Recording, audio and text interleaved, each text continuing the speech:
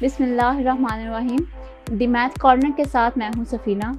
हमारा आज का टॉपिक है ऑर्डर ऑफ अ मैट्रिक्स। इससे पिछली वीडियो में हमने आपको मैट्रिक्स का इंट्रोडक्शन करवाया था और आज हम मैट्रिक्स का ऑर्डर देखेंगे कि एक्चुअल में मैट्रिक्स का ऑर्डर क्या चीज़ है।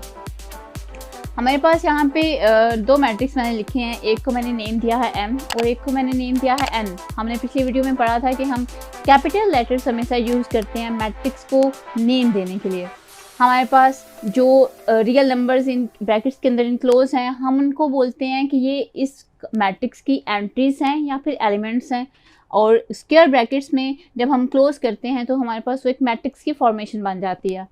अब ऑर्डर ऑफ अ मैट्रिक्स के लिए दो चीज़ें हमें समझने की ज़रूरत है। हमारे पास मैट्रिक्स में जब हम इसकी बेसिकली अरेंजमेंट्स देखते हैं तो वर्टिकल और हॉरिजॉन्टल दो अरेंजमेंट हमारे पास हैं। जैसे मेरे पास यहाँ पे 1 और 1, ठीक है, एक अरेंजमेंट मेरे पास 1 और 1 की है। ये इसकी डायरेक्शन हमारे पास है वर्टिकल। दूसरी 2 एंड 0, इसकी डायरेक्शन भी हमारे पास वर्टिकल।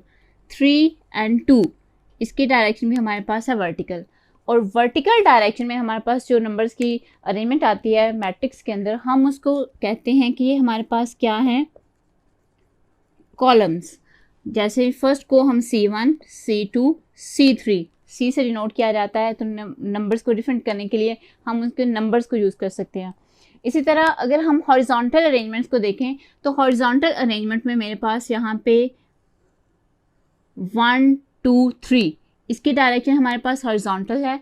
इसी तरह 1, 0 एंड 2, एक हॉरिजॉन्टल अरेंजमेंट मेरे पास ये है। हॉरिजॉन्टल अरेंजमेंट्स को हम कहते हैं कि ये हमारे पास मैट्रिक्स की क्या है, रोज़। रोज़ को हम R से डिनोट करते हैं और अगर एक से ज़्यादा रोज़ हों तो जैसे ये है तो इसको R1 कहेंगे और इसको कहेंगे R2। अब नंबर ऑफ रोज और नंबर ऑफ कॉलम्स को डिस्कस कर लेते हैं। हमारे पास इसी मैट्रिक्स के अंदर नंबर ऑफ रोज कितने और नंबर ऑफ कॉलम्स कितने हैं वो तो हमें बेसिकली वैसे नज़र आ रहा है क्लियरली कि R1 और R2 से मुराद ये है कि हमारे पास नंबर ऑफ रोज 2 हैं और नंबर ऑफ कॉलम्स हमारे पास हैं 3। अगर हम नंबर ऑफ रोज की बात करें,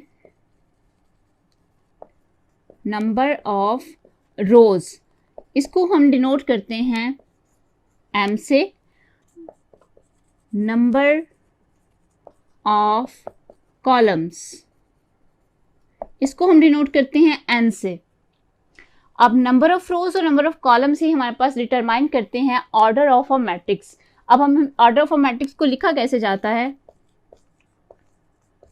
ऑर्डर ऑफ मैट्रिक्स M।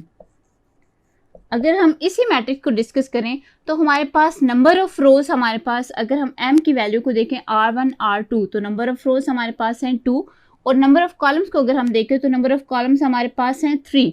और ऑर्डर ऑफ अ मैट्रिक्स को जब हम मैथमेटिकली लिखते हैं तो हम इसको लिखते हैं number of rose by number of columns.